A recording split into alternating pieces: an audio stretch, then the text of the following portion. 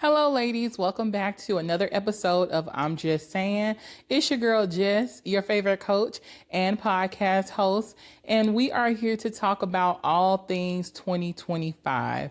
We're going to be talking about the goals that we have for 2025. We're going to be talking about the things that we're leaving behind going into 2025.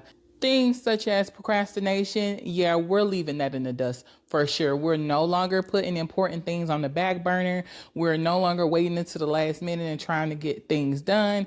We are going to be all about proactivity. So by the time this episode airs, it's probably going to be New Year's Eve. So I do want to take this time to wish you guys a happy New Year. I don't think we actually really realize just how amazing it is to even get an opportunity to see another year. There are a lot of loved ones that probably did not even make it to this moment. So if you are here, I do want you to take this moment to give yourself a pat on the back because you fought through all your hard moments. You did the best that you can do. You kept yourself healthy and you're still pushing through. But while that's being said, we're also going to turn up and we're going to celebrate. We're going to do all the things that we came here to do. 2024 is coming to a close and we're about to open up a new chapter. Now, I know we've all been in this moment. You know what moment I'm talking about. January rolls around. We have all these plans. We have all these goals. We're doing the vision boards. We're making the planners, all the vibes. We're feeling all the New Year's vibes. We're having all of these goals that we're creating. And sometimes they are unreasonable. And we are not doing that anymore because what happens is when you set goals that you know you're not going to stick to, March rolls around. And now those 3, 4, 5 day gym visits turn into one and impossible. Yeah, you know that food prepping turns into, I'm just going to pull in McDonald's real quick. Oh, I'm just going to get me a wing or two. Oh, you know what? I've done so good. So I'm going to pick out for the next 3 days. You already know how it goes. You have lived this life over and over and over again. You've lived it enough to get you through a lifetime. So that is why going into 2025 is not saying that you're not still going to do those things. But what you're going to do, we're going to be realistic. I know they say shoot for the stars, but when it comes to creating your goals, you can have that as a long-term goal, but try and divide your goals up into 3 months. So maybe your first set of goals can be from January to March, April to June, and then so forth, and going forward. So try to do quarterly goals. That way it's easier for you to kind of digest and maybe even stick to your goals, because instead of you feeling like, oh my God, I made these goals to do for the whole year, we already know in the back of our minds that we want these to be lifetime changes. So you can trick yourself and you can say, I just got to get through these first 90 days. Well, if you can get through 90 days, it's no problem to keep it going. It takes 21 days to break a habit. So if you're pushing for those 3 months, by the time you get to 3 months, it's going to be no sweat on your back for you to get shit done. So that is what we're pushing to do for 2025. It's nothing wrong with having big goals. Just let those be your long-term goals. But your short-term goals, they definitely need to be realistic, because you don't want to start making yourself feel like you're a failure. And that's what really happens when we make these big goals that we know we're not going to stick to. And then when we don't follow through, you start feeling bad for yourself. You start going hard on yourself. Like, I always do this. Why am I like this? Oh, I did this and I couldn't stick to it. You start to feel like a failure, and that starts to mess with your confidence. And we're not doing that this year. So sis, if this has been you in the past, there's no need to worry, because you are not alone. But this year, like I said, we're going to do things differently. I'm going to go ahead and share my goals with you guys, and then I'm going to give you some tips for you to make realistic and attainable goals for the future. And of course, you already know I'm going to sprinkle in a little bit of coaching magic just to make sure we're keeping both of myself and you accountable. So before we even get into 2025, we have to talk about 2024 just a little bit, because before we can even start thinking about goals for the future, we have to understand what has happened in the current time and in the past. So we have to reflect on 2024 so that we can know what worked, what didn't work. And the most important thing is you knowing what did you learn from 2024. It's so important for you to reflect on this time, and please don't get it misconstrued. This is not about beating yourself up in any kind of way, but you definitely have to understand where you've been in order for you to know where you're going. So for me personally, I have to say that 2024 has definitely taught me that procrastination is not my friend. I am leaving procrastination behind because I put things off until the last minute. And I'm one of those people that I lie to myself and I'm like, oh, I work better under pressure. While that may be true, I do work well under pressure. However, I'm not looking at the fact that I'm not managing my time well. I could be further along. I could be spending more time planning and then executing. There's so many other things that I could be doing instead of waiting until the last minute trying to do everything. And that's how mistakes happen. That's how things get overlooked. And that's how you set yourself back. So if you're one of those people that procrastinate, I need you to leave that in 2024 with me, sis. Take my hand and throw that shit in the trash. Like, we're going to do it together. I'm here to support you because procrastination is not your friend either. I'm telling you. Because there are so many things that I could have executed sooner. I mean, my podcast, I even started and I stopped. And I stopped because I would procrastinate on filming my episodes. So I would literally be filming the episode maybe the day of or the night before. And then I'll be feeling overwhelmed and stressed out because it's like, okay, I've recorded it. Now I have to edit it. And now I have to do this. And now I have to do that. And then I have to do my clips. And it's like, you don't think about all that stuff when you're waiting to the last minute to get stuff done. And then you're all stressed out. And it's like, before you got to this point, what have you been doing? Have you even been productive? Or have you just been wasting time? Have you just been catching up on TV shows, scrolling on TikTok, gossiping with friends? Like, what have you really been doing? Like, I could have been taking that time to at least research my craft, learn new things, practice something. But no, I was really just given that as an excuse for me to be lazy and wait until the last minute. And then my other issue was waiting for the perfect moment. Listen, I have a spoiler alert because perfect moments do not exist. I am one of those research girlies. I love to research everything. And when it comes to projects, I'm one of those person, I will research it down to the bone.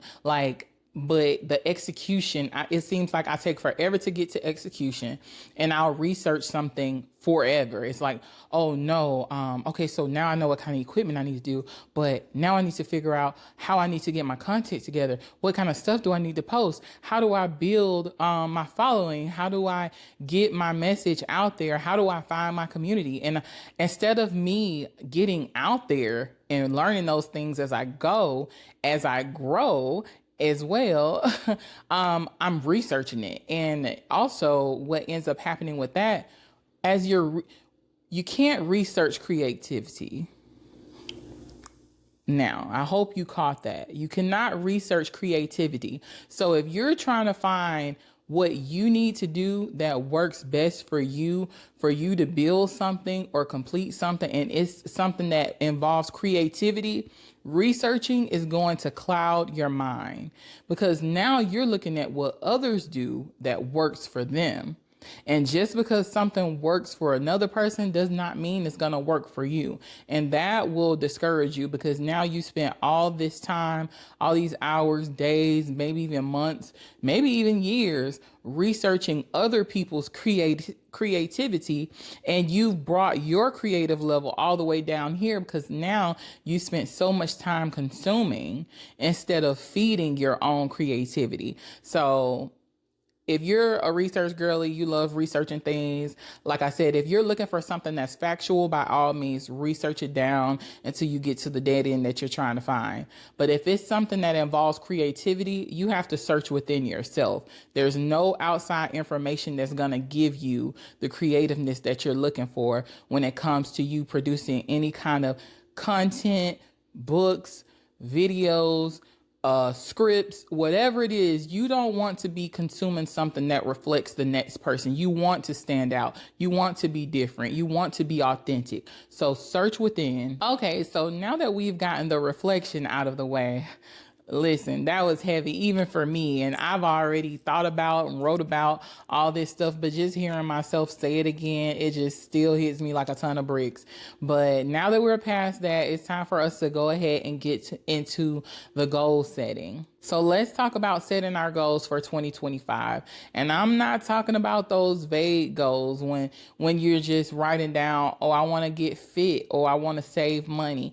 No, we're not doing that again this year. Like I said, you've been doing that probably all your life and it's not working. We need to be a little bit more intentional with our goals, and we need to have smarter goals. So I know you're probably wondering, like, what the hell does she mean by smart goals? Well, for smart goals, I'm going to tell you what that is.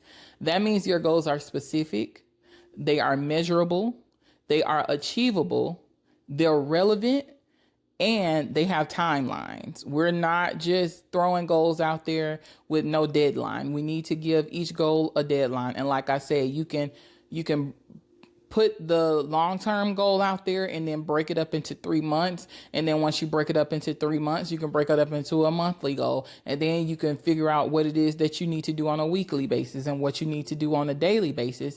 And then once you break it down into those small little bite sizes, it makes it more attainable to you, because it's like, oh, okay, walk for 15 minutes a day. That's all I need to do. Sure, I could do that. Like, I can go on my lunch break, eat my lunch and go for a little walk or whatever. You know, it makes it easier for you to see yourself getting to the goal. And that's what we want. We want you to be confident about all the goals that you're making so that you can hit all the goals that you're making. So take myself, for example.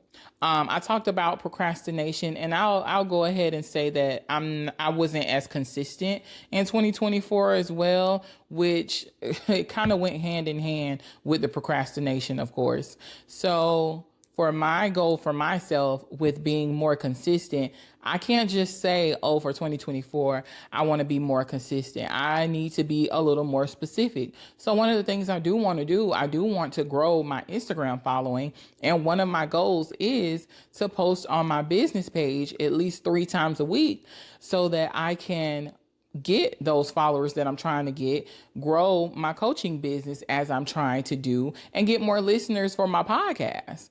So though that goal specifically is specific, is measurable, and is achievable. And that's what we're shooting for, because it makes it easier, than just saying, I want to grow my following. And me telling myself, I need to post 3 times a week. Whatever it is, I need to post 3 times a week. And when you're posting more often anyways, your content's going to keep getting better the more you're doing it. That's something that doesn't even have to be said, that you want your content to keep getting better and better. That's going to happen regardless if you're doing it consistently. So some things don't even have to be said. If you're doing what you're supposed to be doing, you're going to gain other things along the way anyways. So that would definitely be an example of a good, smart goal. So go ahead and grab your notebook, sis. It can be your notebook, your journal, rip out a sheet of paper, you acting brand new, do whatever it is you got to do. Get you a pen and a paper, because we got things that we got to figure out. We got stuff that we got to work on. Write down what your goal is. I know you have at least one, and start writing down your SMART goals for 2025. If it's about health, maybe you can just say something like, I want to start drinking 64 ounces of water daily. If it's about your finances, I know this is a big one for a lot of us because the economy is out of this world right now, but we're going to make it through. So if it's something about your finances, just an example is you can say something like, instead of just saying you want to save money, you can say that your goal is to save $500 a month. whatever it is, you just need to make it clear and you need to make it actionable. And I just really do want you guys to remember while you're making these goals that it's not about you being perfect. It's never about perfection. It's all about progress. We just want to continue to get better daily. We want to do them so much that it becomes easy to you. It's no longer even a challenge. That way you can move on to something else that's more challenging for you. And definitely give yourself time, because consistency is not built overnight. If it was, we would already be doing it. we would already be doing it if it was just built overnight. Trust me, I'll put a battery in my back and I'd be consistent starting today. But it's not built overnight. It's built over time, and you have to allow yourself to have that time to build up that consistency, especially if you have multiple goals. Right now, I'm just talking about one goal. Like, I know it sounds really easy if you're saying like, oh, I need to drink 64 ounces of water in a day. Do you know how many sips that is? Like, to the person that already drinks hella water in a day, that's like nothing to them. But for somebody that's damn near walking around dehydrated all day, that's a lot of drinking. And I drink a nice amount of water. And actually, I need to start keeping track of how much water I drink, because in my mind, I feel like I drink a lot of water, but I really don't know how much water I'm drinking. I could be one of those people. I know I'm not dehydrated. However, I probably am not drinking enough water that my body needs. So that's another thing I need to add to my checklist. I need to start keeping track of things. And sometimes we don't want to keep track of stuff because we don't want to be accountable for what we're not doing and what we should be doing and what we could be doing better. We try to, try and jug and get out of accountability's way. It's like, oh, if I don't know, then, it's like it's not true. It's not true if I don't know. No, ma'am, it is true. It's just that you don't want to wait too late and it ends up being an issue that you can't fix. So we want to be proactive, not reactive, going into 2025, okay? All right, so now that you got all your goals set, it's time for us to go ahead and roll into my favorite part. I'm all about accountability. So we definitely have to have an accountability plan. I don't care if you just checking in with a friend, if you want to go ahead and join my Facebook group, Healing in Progress, or if you want to hire a coach. Hint, hint. I am here for that as well. Or if you're just having someone that holds you accountable, whoever it is, I don't care who it is. Whoever it is that you find to be your accountability partner, whether it's one person, a group of people, you just need to have somebody that supports you in being accountable, because trust me, it makes a world of difference. It's okay to have people that agree with you and are always on your side, always support you, always tell you things are okay, always are very understanding of your situation. I know you're stressed out, girl. Go get that cheeseburger. Yeah, work has been a lot. Go get that drink. You know what? I know it is a hard day. It has been gloomy outside. Girl, you ain't got to go to the gym today. It has been raining like crazy, girl. Take you a break. You deserve that cupcake. Those are all the people that are not accountability partner worthy, okay? Those are the people you need to avoid when you're feeling like not being accountable. Do not dial their number. Do not pass go, okay?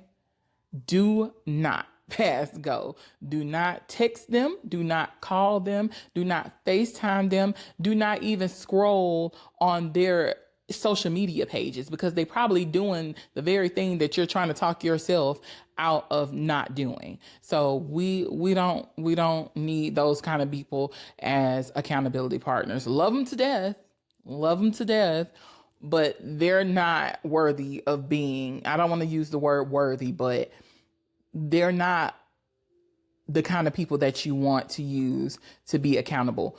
They're the kind of people that's going to feel so bad for you that they're going to hold your hand and help you jump off the ledge. And then what? We both go splat together, and who's going to scoop us up?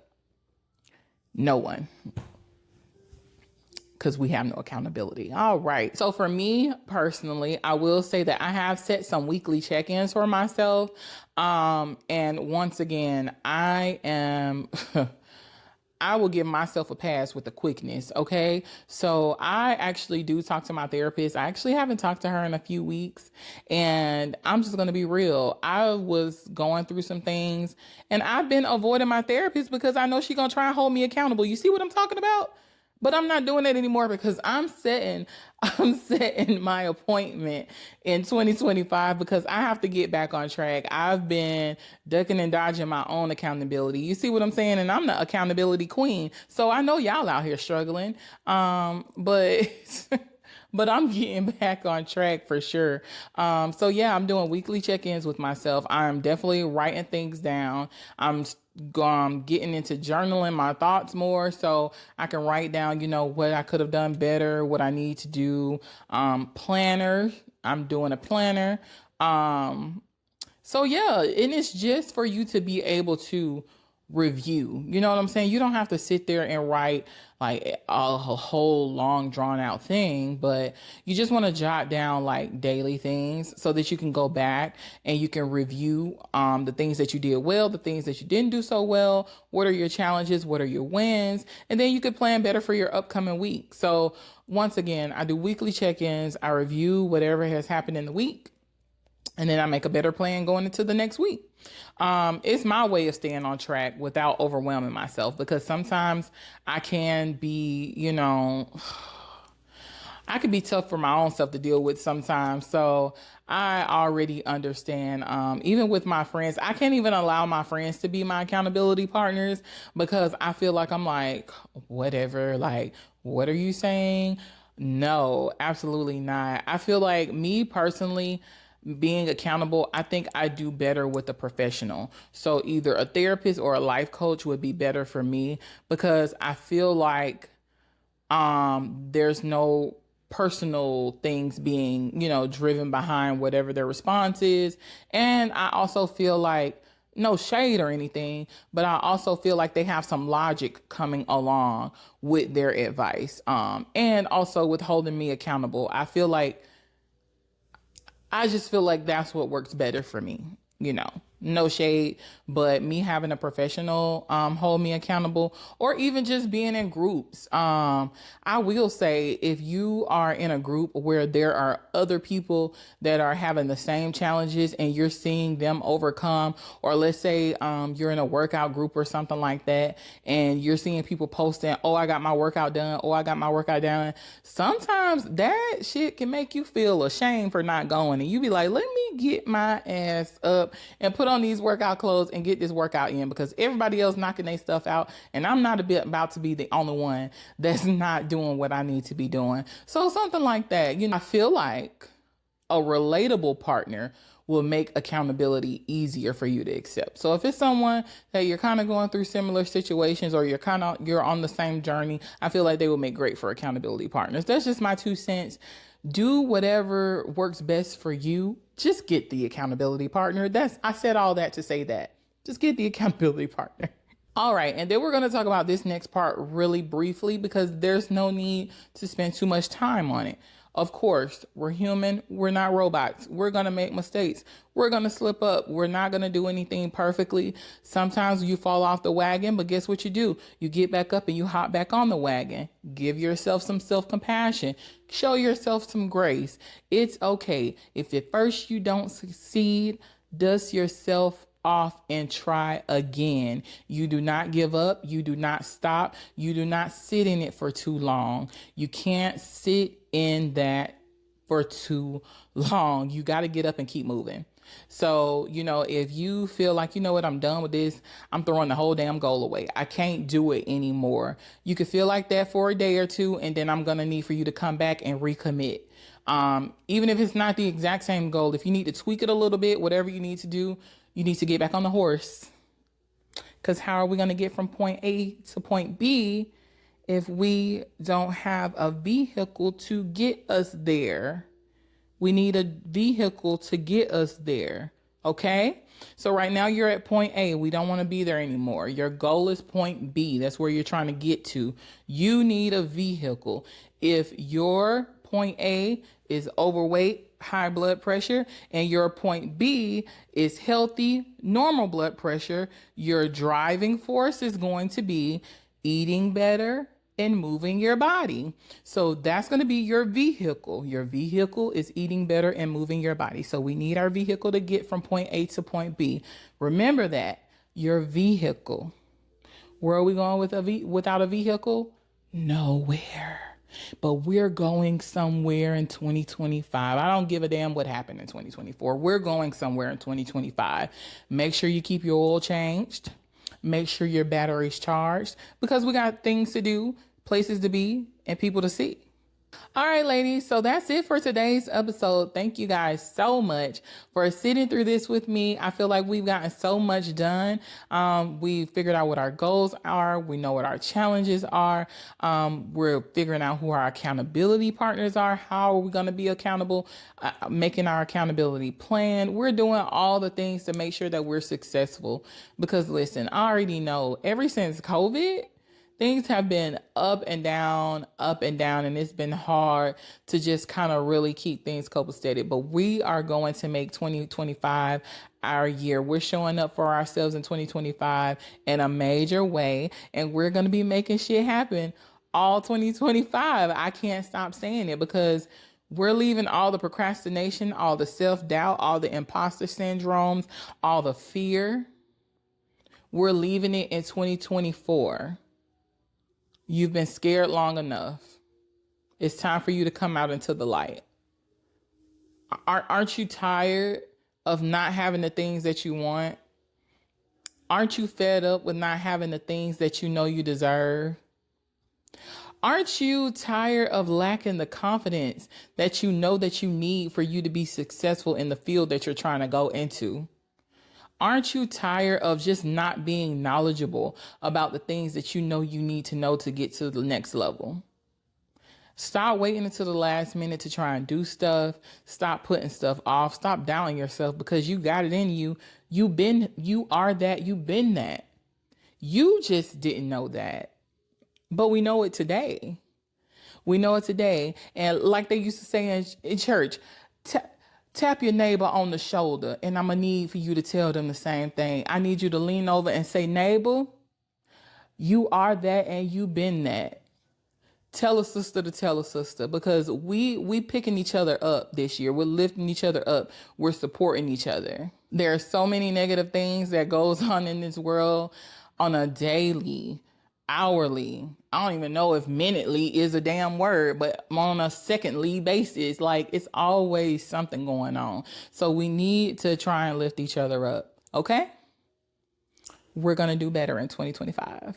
And if you love this episode today, don't forget to subscribe, leave a comment, and share it with one of your girlfriends. I know they probably need to get the drop on the tea as well. If you have a friend or a family member that needs a little bit of motivation, please make sure you share it with them. And as always, you can feel free to come and hang out with me in the Healing in Progress Facebook group. I would love to hear what you guys' goals are for 2025. And until next time, keep shining, stay accountable, and remember, you've got this. I'm just saying.